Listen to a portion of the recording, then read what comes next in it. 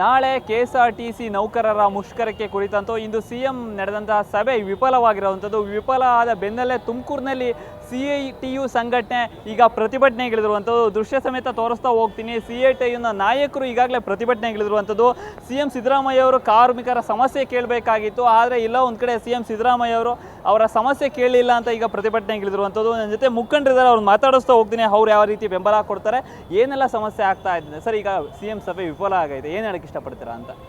ಸಾರಿಗೆ ನೌಕರರ ನ್ಯಾಯೋಚಿತವಾದಂಥ ಬೇಡಿಕೆಯನ್ನು ಸರ್ಕಾರ ಪರಿಗಣಿಸಬೇಕು.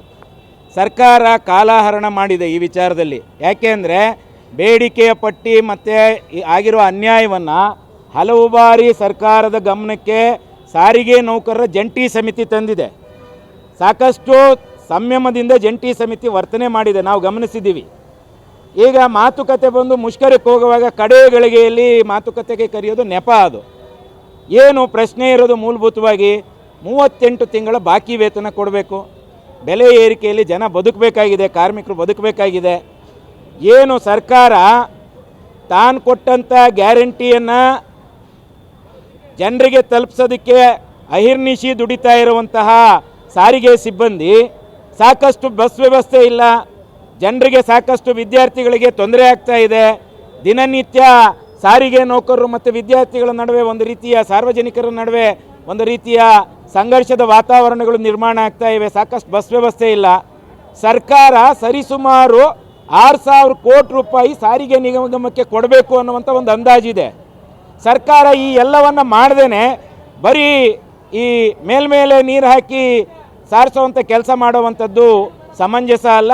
ಮಾನ್ಯ ಸಿದ್ದರಾಮಯ್ಯನವರು ನಾವು ಅವರಲ್ಲಿ ವಿನಂತಿ ಮಾಡ್ತೀವಿ, ಸಾರಿಗೆ ನೌಕರರು ಮುಷ್ಕರಕ್ಕೆ ಹೋಗುವಂಥ ಪರಿಸ್ಥಿತಿ ನಿರ್ಮಾಣ ಮಾಡಿದ್ದೇ ಅಲ್ಲ. ಅವರ ನ್ಯಾಯೋಚಿತವಾದಂಥ ಬೇಡಿಕೆಗಳನ್ನು ಈಡೇರಿಸಬೇಕಿತ್ತು.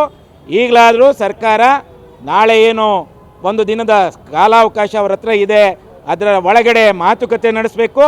ಸಾರಿಗೆ ನೌಕರರ ಹಕ್ಕೊತ್ತಾಯಗಳನ್ನು ನ್ಯಾಯೋಚಿತವಾಗಿ ಪರಿಗಣಿಸಬೇಕು. ಆ ಮೂಲಕ ಸಾರ್ವಜನಿಕರಿಗೆ ಆಗಲಿಕ್ಕಿರುವಂಥ ತೊಂದರೆಯನ್ನು ತಪ್ಪಿಸಬೇಕು, ಜವಾಬ್ದಾರಿಯುತವಾಗಿ ನಡ್ಕೋಬೇಕು ಅಂಥೇಳಿ ನಾವು ಸರ್ಕಾರವನ್ನು ಒತ್ತಾಯ ಮಾಡ್ತೀವಿ. ಈ ಸಂದರ್ಭ ಎಲ್ಲ ಒಂದು ಕಡೆ ಸಿದ್ದರಾಮಯ್ಯ ಸರ್ಕಾರ ಬಡವರ ಪರ ಅಂತಾರೆ, ಆದರೆ ಇಲ್ಲೊಂದು ಕಡೆ ಇಷ್ಟೊಂದು ನಿರ್ಧಾರ ಮಾಡೋಕ್ಕೆ ಇಷ್ಟೊಂದು ಕಠಿಣವಾಗಿ ನಾಳೆ ಪ್ರತಿಭಟನೆ ಕೂಡ ಇರುವಂಥದ್ದು ರಾಹುಲ್ ಗಾಂಧಿ ನೇತೃತ್ವದಲ್ಲಿ. ನಾಳೆಯ ಪ್ರತಿಭಟನೆ ಮುಂದೂಡಿದರೆ ಅಂತಿದೆ, ಒಂದು ಸುದ್ದಿ ಇದೆ ಮಾಜಿ ಮುಖ್ಯಮಂತ್ರಿಯೊಬ್ಬರ ಸಾವಿಂದ. ಬಟ್ ಸರ್ಕಾರ ಈ ವಿಚಾರದಲ್ಲಿ ವಿಳಂಬ ಧೋರಣೆ ತಾಳ್ತಾ ಇದೆ ಅನ್ನುವಂಥದ್ದು ಭಾಳ ಸ್ಪಷ್ಟವಾಗಿ ಕಾಣ್ತಾ ಇದೆ. ಸರ್ಕಾರ ಮುಷ್ಕರದ ಕಡೆಯ ದಿನದಲ್ಲಿ, ಹಿಂದಿನ ದಿನದಲ್ಲಿ ಕರೆದು ಮಾತಾಡೋದಲ್ಲ. ಇದನ್ನು ಈ ಹಿಂದೆನೇ ಪರಿಗಣಿಸೋದಕ್ಕಿತ್ತು. ತಾಂತ್ರಿಕವಾಗಿ 3 ವರ್ಷ ತಡವಾಗಿ ಒಪ್ಪಿರುವಂಥ ಒಪ್ಪಂದ ಸಹಿ ಹಾಕದಿದ್ದರಿಂದ 3 ವರ್ಷ ಜಾರಿಯಾಗುತ್ತೆ ಅನ್ನುವಂಥ ನಿಲುಮೆ ಒಪ್ಪಕ್ಕಾಗಲ್ಲ. ಹಳೆ ಬಾಕಿ ಕೊಡಬೇಕು. ಏನು ನೌಕರರಿಗೆ ವೇತನ ಪರಿಷ್ಕರಣೆ ಕಾಲಕ್ಕೆ ಆಗಬೇಕಾಗಿದೆ, ಆ ಕಾಲಮಿತಿಯ ಒಳಗಡೆ ಈಗ ವೇತನ ಪರಿಷ್ಕರಣೆಗೆ ಒಳಪಡಿಸಬೇಕು ಅನ್ನುವಂತಹ ಒತ್ತಾಯ ನ್ಯಾಯೋಚಿತವಾದ್ದು. ಅದನ್ನು ಸರ್ಕಾರ ಪರಿಗಣಿಸಬೇಕು. ಬಡವರ ಪರ ಇದ್ದೀವಿ ಅಂತ ನೀವು ಹೇಳ್ತಾ ಇದ್ದೀರಿ, ಸಾಕಷ್ಟು ಕಾರ್ಯಕ್ರಮಗಳನ್ನು ಬಡವರಿಗೆ ಕೊಟ್ಟಿದ್ದೀರಿ ಅಂತ ಹೇಳ್ತಾ ಇದ್ದೀರಿ. ದುಡಿಯೋರಿಗೆ ನ್ಯಾಯೋಚಿತವಾದಂಥ ಕೂಲಿ ಕೊಡಿ.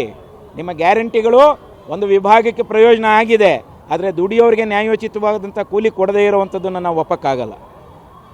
ನೋಡಿದ್ರಲ್ಲ ವೀಕ್ಷಕರೇ, ಇಷ್ಟ ಆಗಿತ್ತು CITU ಮುಖಂಡರ ಮಾತು. ಕ್ಯಾಮ್ರಾ ಪರ್ಸನ್ ಹರೀಶ್ ಜೊತೆ ದೀಪಕ್, ಪ್ರಜಾಶಕ್ತಿ TV, ತುಮಕೂರು.